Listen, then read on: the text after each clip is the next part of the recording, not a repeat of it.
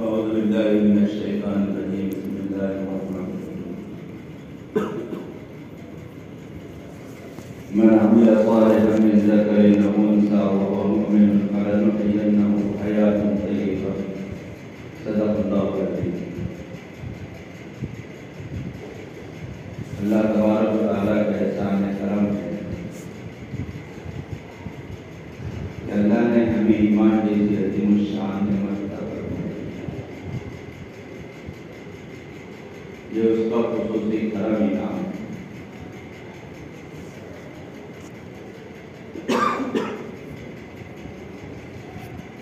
اس لیے اس پر اللہ کا شکر ادا کرنا چاہیے۔ الحمدللہ الذی ہدانا لہذا وما كنا لنہتدی لولا ان ہدانا اللہ۔ یہ اللہ نے اپنے فضل سے، اپنے کرم سے ہمیں ایمان و یقین کی ہدایت کی دولت سے مالا مال کیا ہے۔ یہ صرف اسی کا فضل ہے، اسی کا کرم ہے۔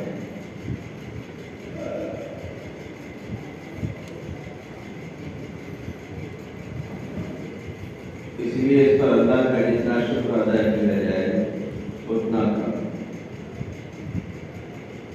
ایمان نام ہی ہے بندوں کا، بندیوں کا اللہ سے تعلق کے پیدا کرنے۔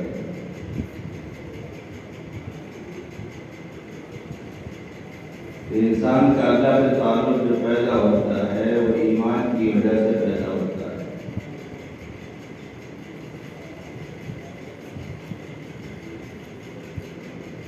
اور واقعتاً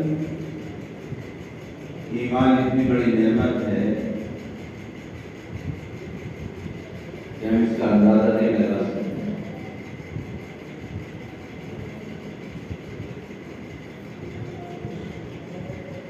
اس کا احساس تو اس وقت ہوگا جب ہماری آنکھ بند ہو جائے گی اور پھر دنیا سے چلے جائیں گے، تو جاننا تو سب کو اللہ کے پاس ہی ہے۔ چاہے اللہ کو ماننے والا ہو وہ بھی اللہ کے پاس جائے گا، اللہ کا انکار کرنے والا ہو وہ بھی اللہ کے پاس جائے گا۔ أَفَحَسِبْتُمْ أَنَّمَا خَلَقْنَاكُمْ عَبَثًا وَأَنَّكُمْ إِلَيْنَا لَا تُرْجَعُونَ۔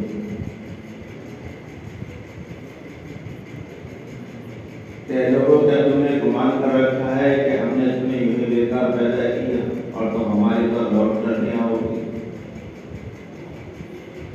ہر ایک کو لوٹ کر اللہ کے پاس جانا ہے، چھوٹا ہو یا بڑا ہو، امیر ہو یا غریب ہو، مرد ہو یا عورت، مسلمان ہو یا کافر ہو۔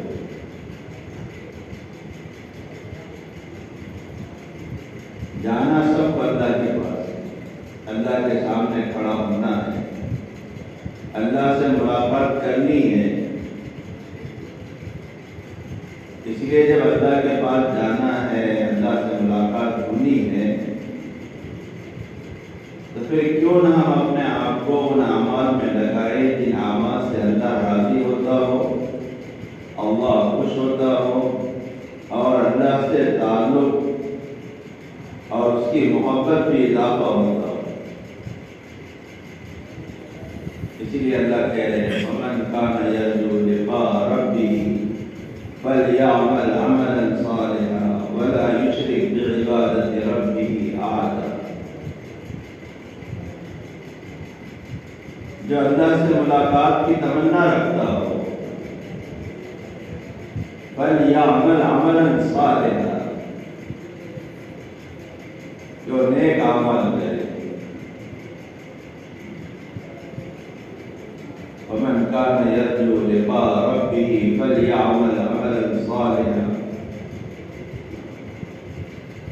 جو واقعتاً اللہ سے ملاقات کی تمنا ہے، اللہ کے ساتھ سامنے جا کر کھڑا ہونا ہے، تو بجائے یہ کہ ہم مجرم بن کر کھڑے ہوں، کھڑا تو ہونا ہے ہر حال میں، تو کیوں نہ اپنے آپ کو ہم اس حال میں اللہ کے سامنے کھڑا کریں کہ ہماری زندگی میں اس کے احکامات کو، اس کی نبی کی اس کے نبی کا لایا ہوا دین یہ ہمارے دین کا مقصد بن رہا. اگر یہ چیزیں ہماری زندگی میں ہوگی، اللہ کو راضی کرنے والے اعمال ہوں گے، تو پھر اللہ کی ملاقات کا شوق دل کے اندر پیدا ہوگا.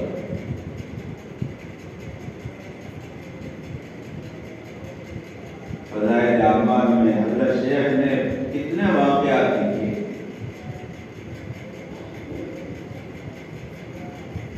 کہ آخر وقت ہے کیسے مزے لے رہے ہیں.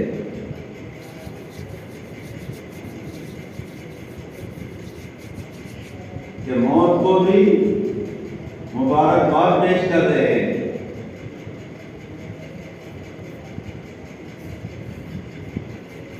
اس لیے کہ انہوں نے اپنی زندگیوں میں وہ اعمال کیے تھے جن اعمال سے اللہ راضی اور خوش ہوتے ہیں. تو ان اعمال کے کرنے کی وجہ سے اللہ کی ملاقات کا شوق دل کے اندر پیدا ہوتا ہے.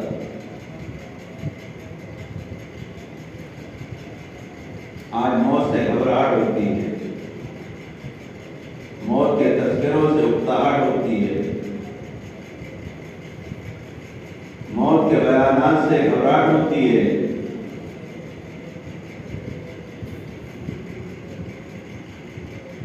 حالانکہ اللہ سے ملاقات یہ تو لازمی ہے، ہر حال میں ہوگی.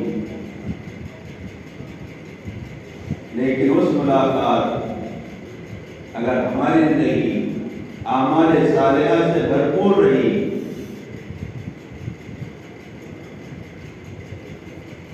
تو پھر وہ ملاقات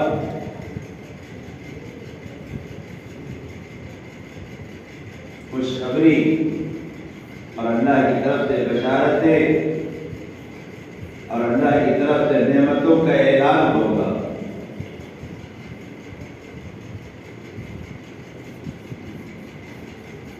وَادْخُلِي فِي عِبَادِي وَادْخُلِي جَنَّتِي.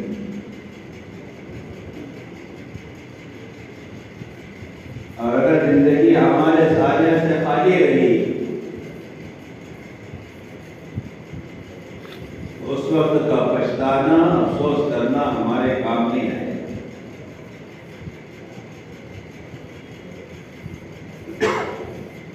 اسی لیے زندگی کے اندر ہم اپنے اعمال کو صحیح کر لیں.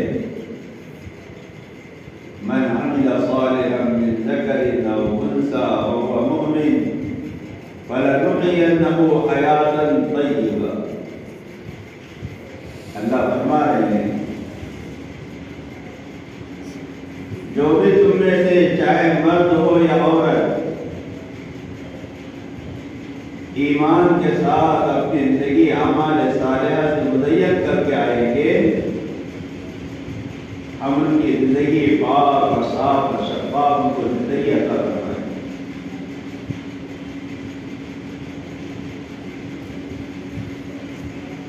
اس لیے ہماری اپنی زندگی میں اعمال صالحہ کا ہونا بے انتہا ضروری ہے.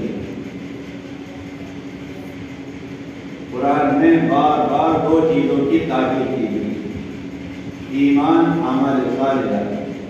ایمان اور اعمال صالحہ، ایمان ہو اور اعمال صالحہ ہو تو ان کے لیے جنت کے نعمتوں کی، آخرت کی زندگی کی کامیابیوں کی خوشخبریاں ہی خوشخبریاں ہیں. بار بار قرآن کو ذکر کرتا ہے ان الذین آمنوا وعملوا الصالحات کانت لهم جنات الفردوس نزلا. ایمان اور اعمال صالحہ والوں کے لیے جنت الفردوس میں مہمانیاں ہوں گی.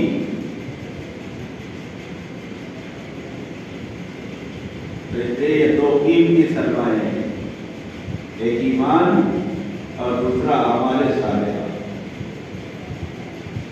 اعمال صالحہ میں سب سے اونچا عمل ایمان کے بعد اور ایمان کی علامت کے طور پر اور ایمان کی نشانی کے طور پر اگر کوئی ہے تو وہ نماز والا عمل ہے۔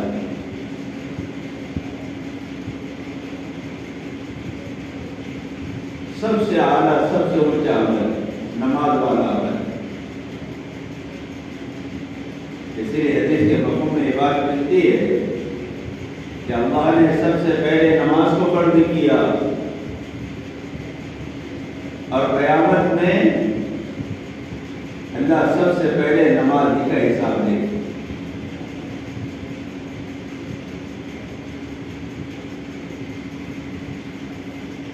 نماز یہ اللہ کا بندے کا ایک بہت گہرا تعلق ہے، اس کا اظہار ہے۔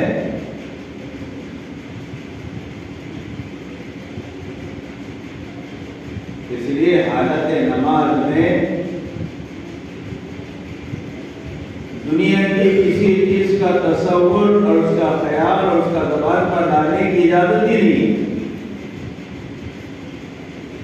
اس کے علاوہ عبادتیں تو ادا ہو جائے گی، آپ زکوٰۃ دے رہے ہیں، کھاتے کھاتے زکوٰۃ دے دیجیے، ادا ہو جائے گی۔ آپ روزے دار ہیں، روزہ رکھتے رکھتے آپ تجارت کیجیے، روزہ ادا ہو جائے گا۔ دوسری عبادتوں کے ساتھ دنیا کی چیزیں جمع ہو سکتی ہے، لیکن نماز ایک ایسی عبادت ہے کہ اللہ اکبر کہنے کے بعد سے لے کر سلام پھیرنے تک اللہ کے غیر کا تصور اور اس کا تذکرہ اس کی گنجائش ہی نہیں۔ کہ نماز میں کوئی آ کر سلام کر دے وعلیکم السلام، اجازت نہیں۔ اس لیے نماز کو ایمان کی علامت کا ہے کہ جس کا اندر تعلق ہے، جو اندر ہمارے دل میں اترا ہوا ہے، اب اس کے سامنے ہم کھڑے ہیں اور ساری دنیا کو، ساری کائنات کو اور اپنی ساری محبوب چیزوں کو ہم نے پیچھے ڈال دیا۔ اب تو ہم ہیں اور ہمارا اللہ ہے، بس۔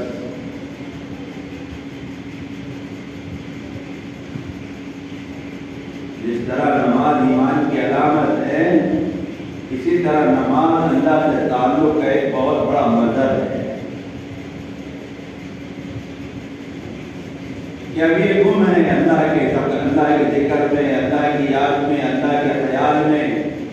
ان تعبد اللہ کأنک تراہ فإن لم تکن تراہ فإنہ یراک۔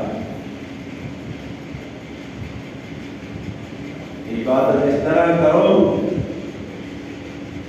کہ تم اللہ کو دیکھ رہے ہو، اور اگر یہ کیفیت نہیں ہے، یہ کیفیت ہو کہ اللہ تمہیں دیکھ رہا ہے۔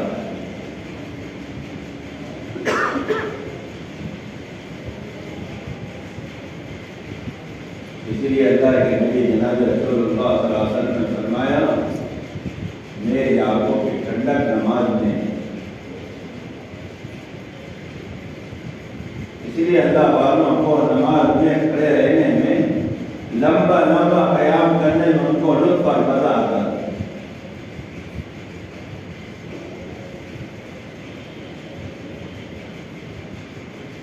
اللہ کے نبی اتنا لمبا قیام کرتے ہیں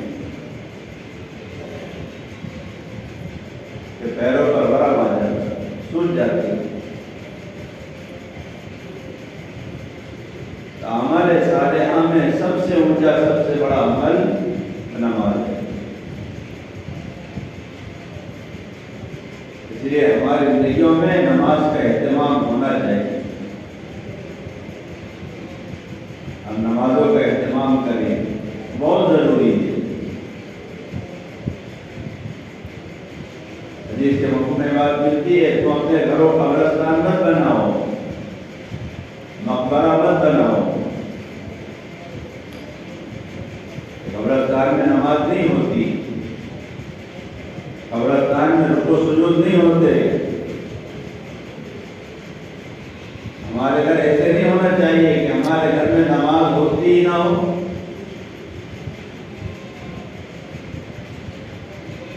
اس لیے ہم نمازوں کا اہتمام کریں، اور صرف اپنی ذات سے نہیں، اللہ اپنے نبی سے کہہ رہے وَأْمُرْ أَهْلَكَ بِالصَّلَاةِ وَاصْطَبِرْ عَلَيْهَا لَا نَسْأَلُكَ رِزْقًا۔ کہ نبی جی آپ اپنے گھر والوں کو نماز کا حکم کیجیے، کہ اللہ کے نبی کے گھر کے لوگ بے نمازی تھے؟ نہیں، سب نمازوں کا اہتمام کرنے والے، لیکن نماز ایک اتنی اہم عبادت ہے کہ اس کی یاد دہانی بار بار ہونی چاہیے۔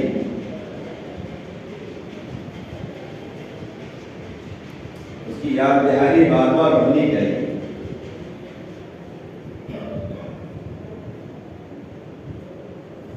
اپنی ذات سے نماز کا اہتمام کرنا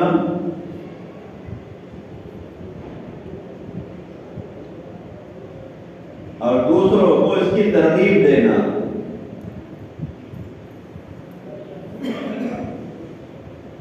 چھوٹوں کو ترغیب بھی کر سکتے ہیں، ترغیب سب کے لیے ہے، چھوٹے بڑوں کے لیے، لیکن چھوٹوں کو تنبیہ کی اجازت ہے، گنجائش ہے۔ مروا ابناءکم سبع سنین، اپنی اولاد کو نماز کا حکم کرو جب وہ 7 سال کے ہو جائے۔ وَاضْرِبُوهُمْ وَهُمْ 10 سنین، اور ان کو تنبیہ کرو جب 10 سال کے ہو جائے۔ چھوٹے بڑوں سب کے لیے ترغیب ہے، لیکن چھوٹوں کے لیے ترغیب کے ساتھ تنبیہ بھی ہے۔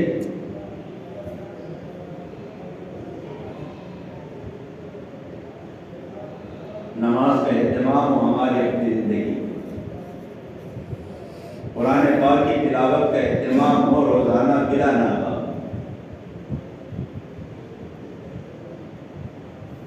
روزانہ کم سے کم 1 پارہ تو ضرور پڑھے۔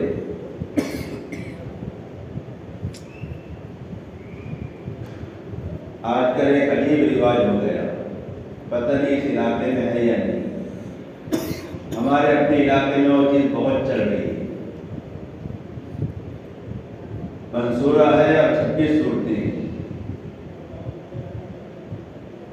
خاص طور سے مستورات میں یہ چیز عام ہوتی جا رہی ہے۔ قرآن کو رکھ دیا گیا اور منصورہ 26 صورتوں کو مقدم کر دیا گیا، بس اب اس میں جو صورتیں ہیں انہی کو پڑھا جاتا ہے روزانہ۔ اب باقی جو قرآن ہے شاید رمضان میں کسی قرآن خوانی کے ٹائم پر وہ کھلے گا تو کھلے گا۔ یہ ایک عجیب چیز چل گئی ہمارے اپنے علاقے میں، اس لیے کہ میری اپنے کچھ کتابوں کی دکان ہے تو اس میں سب چیزوں سے زیادہ یہ 2 چیزیں دکھتی ہیں، منصورہ اور 26 صورتیں۔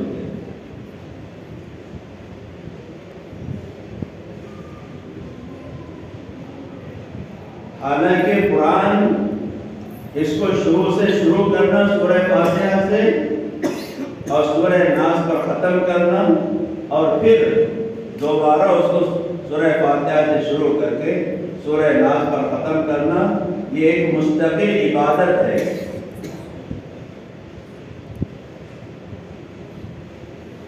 ہاں، روزانہ قرآن پڑھ رہے ہو 1 پارہ، اس کے ساتھ اس کو پڑھ لے، کوئی حد تک نہیں، لیکن یہ چند صورتوں کو اختیار کر کے باقی پورے قرآن کو نظر انداز کر دینا یہ کسی بھی حال میں مناسب نہیں ہے۔ یہاں علم کا ماحول ہے، اس لیے خاص طور سے یہاں عرض کر رہا ہوں۔ مدارس ہے، مکاتب ہے، الحمدللہ تعلیم کا ماحول ہے، ہمارا یہ ماحول نہیں ہے۔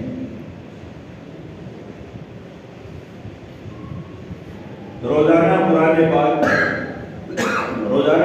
پاک کی تلاوت، تسبیحات کا اہتمام،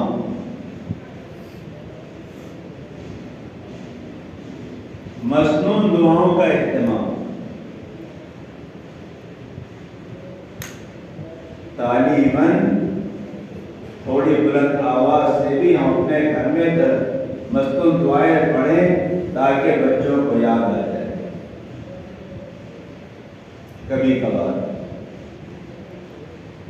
مصنون دعاؤں کا اہتمام، نمازوں کا اہتمام ہو، روزانہ تلاوت کا اہتمام ہو، تسبیحات کا اہتمام ہو، مصنون دعاؤں کا اہتمام ہو۔ ہمارے اپنے گھر میں چھوٹے بھی ہیں اور بڑے بھی ہیں، ہر گھر میں، اس لیے چھوٹوں کے ساتھ محبت اور شفقت کا معاملہ ہو اور بڑوں کے ساتھ اکرام اور اخلاق کا معاملہ ہو، اکرام کا برتاؤ۔ ہم اپنے آپ کو بھی بد زبانی سے بچائیں اور اپنے بچوں کو بھی، یہ بہت ضروری ہے۔ ہمارے معاشرے کا ایک بہت بڑا بگاڑ یہ ہے کہ مسلم محلوں میں گالی گلوچ عام ہو گئی،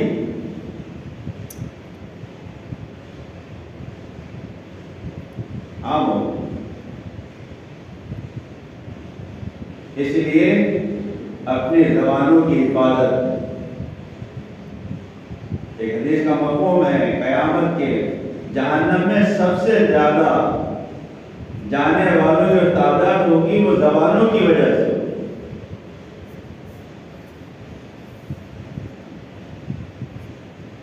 بے مہار زبانیں چلانا۔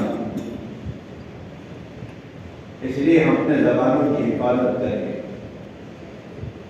گالی گلوچ سے، غیبت سے، چغلی سے،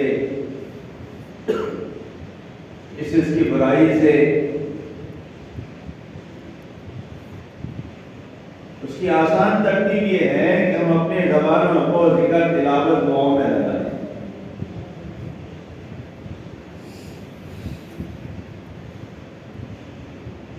ہم اپنے گھر میں اخلاق و محبت کے ساتھ رہیں۔ اسی کے ساتھ ساتھ یہ ماحول ہمارے اپنے گھر کا بنے کہ نماز بھی ہو، تلاوت بھی ہو، تسبیحات بھی ہو، ذکر بھی ہو، ایک دین کا ماحول ہمارے اپنے گھر کا ہم چاہتے ہیں کہ بن جائے، تو اس کے لیے ہمیں اپنے گھروں میں فضائل اعمال کی تعلیم کو جاری کرنا اور اپنے دلوں میں اس بات کی فکر لینا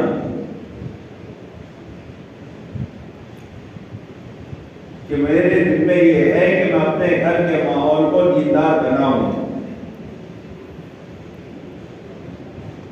دیکھو اللہ نے آپ کے اندر وہ استعداد اور صلاحیت رکھی،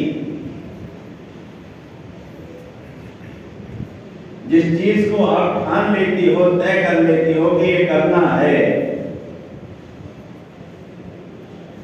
تو اس چیز کو پورا کر کے رہتی۔ یہ دنیا کا مشاہدہ ہے۔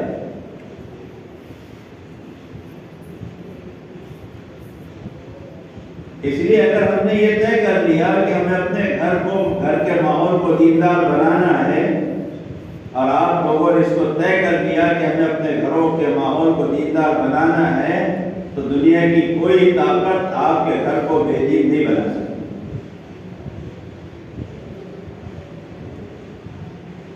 اللہ نے وہ استعداد آپ کے اندر رکھی ہے۔ ہم دیکھتے ہیں کہ غریب سے غریب گھرانے کی ماں بہنوں نے طے کر لیا کہ ہمیں شادی ایسی کرنا ہے، تو شادی ویسے ہی کر کے رہتی، لاکھ سمجھائے رشتہ دار لیکن نہیں۔ ہمیں یہ عزم کرنا ہے کہ ہمیں اپنے گھر کو دیندار بنانے کی فکر اپنے دل و دماغ پر سوار کرنا ہے۔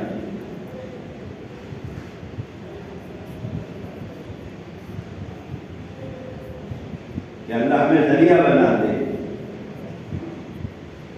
فضائل اعمال میں آپ واقعات سنتے ہیں کہ کیسی فکر تھی ان کی، کیسی محنتیں تھی، کیسے گھر کا ماحول بنایا تھا کہ چھوٹے بچے بھی اپنے پنجوں پر کھڑے ہو کر دین کے لیے قربان ہونے کے لیے تیار ہو جایا کرتے تھے، اور بوڑھی ماں بھی اپنے جوان بچوں کی تربیت اسی طرح کرتی۔ یہ گھر کا ماحول تھا کہ آدمی معذور ہے اور عذر کی وجہ سے گھر واپس آ رہا ہے تو بیوی تانا دے رہی ہے کہ بہانہ بنا کے واپس آ رہے ہیں۔ یہ کوئی معمولی الفاظ نہیں ہے، یہ اس فکر اس محنت کا نتیجہ ہے جو ہماری ماں اور بہنوں نے اپنے دل میں پیدا کر دیا تھا کہ ہمیں اپنے گھر کے ماحول کو دیندار بنانا ہے، بے دینی کو گھروں سے نکالنا ہے۔ اس کے لیے ایک تو یہ کہ آپ کا عزم چاہیے، آپ کی فکر چاہیے، دوسرا یہ کہ ظاہری طور پر جو اسباب اس کے لیے ہیں اس میں دو چیزیں ہیں، ایک گھر کی تعلیم اور دوسرا اللہ کے راستے میں نکلنے کی ترتیب مردوں اور عورتوں کی دونوں۔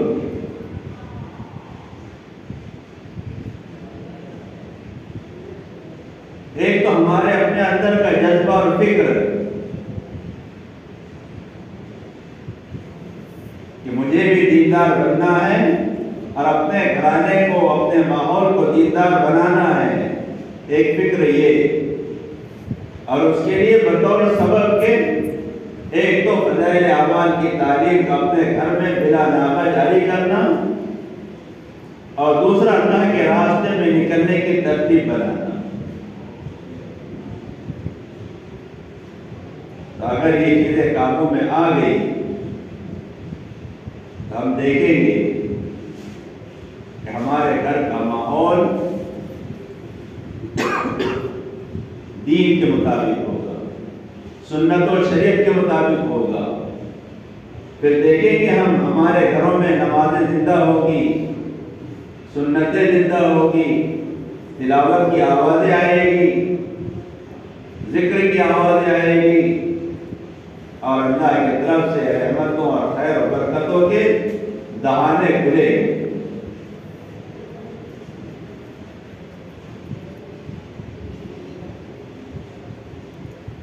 اللہ نے اعمال میں اثر اور تاثیر رکھی ہے، چیزوں کی تاثیر نہیں بنتی، اعمال کی تاثیر کہاں سے ختم ہو جائے گی؟ نیک عمل ہوگا اس کا بھی اثر ظاہر ہوگا، برا عمل ہوگا اس کا بھی اثر ظاہر ہوگا۔ کوئی ہمارے گھر میں عطر لگا کر آئے تو سب محسوس کرتے ہیں کہ خوشبو آ گئی، کوئی نہ کوئی عطر لگا کے آیا ہے۔ اور کسی کپڑے میں گندگی لگی تو آتے ہی گھر کے اندر بدبو آئے گی، فوراً سمجھ میں آئے گا کسی کے کپڑے میں گندگی لگی ہے، پیر میں لگی ہے، کپڑے میں لگی ہے۔ خوشبو کا بھی اثر ہوتا ہے اور گندگی کا بھی اثر ہوتا ہے، نیک اعمال کا بھی اثر گھر میں آتا ہے اور برے اعمال کا اثر بھی گھر میں آتا ہے، دونوں چیزیں ہیں۔ اس لیے ہم اپنے گھروں کو نیک اعمال سے، نماز سے، تلاوت سے، ذکر سے، دعاؤں سے، اللہ کے نبی کی سنتوں سے آراستہ اور پیراستہ کریں۔ تو پہلی چیز تو یہ کہ ہم عزم کریں، ارادہ کریں کہ ہمیں اپنے گھرانے کو، اپنی ذات کو دیندار بنانا ہے۔ اس کے لیے محنت، ایک تو فضائل اعمال کی تعلیم اور دوسرا اللہ کے راستے میں نکلنے کی ترتیب۔ اسی ماحول کو مزید بڑھانے کے لیے اور پورے علاقے اور شہر کا ماحول اس طرح بنے،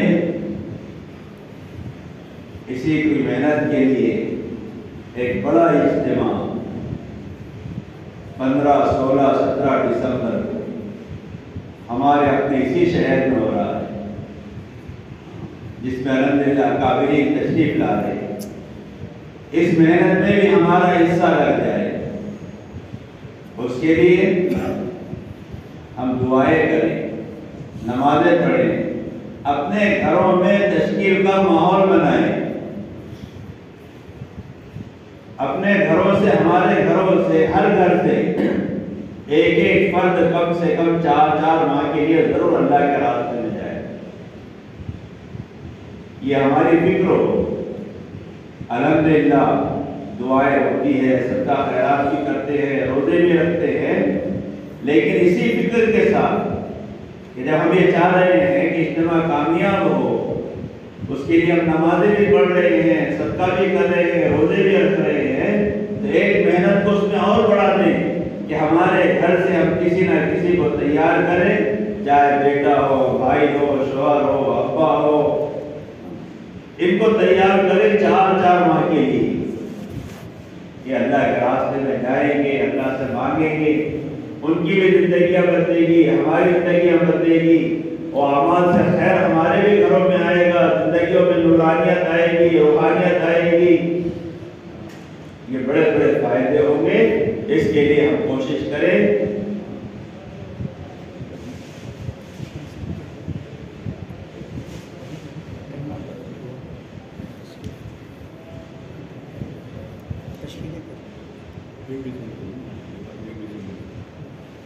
ہاں 4 ماہ کی جماعتیں جو نکلے گی وہ 1 دسمبر سے اس کی تاریخ طے کی ہے، اس لیے آپس میں اس کی تشکیل بھی کر لیں، دعا ہو جائے گی، اس کے بعد اپنے اپنے گھروں میں چلے جائیں.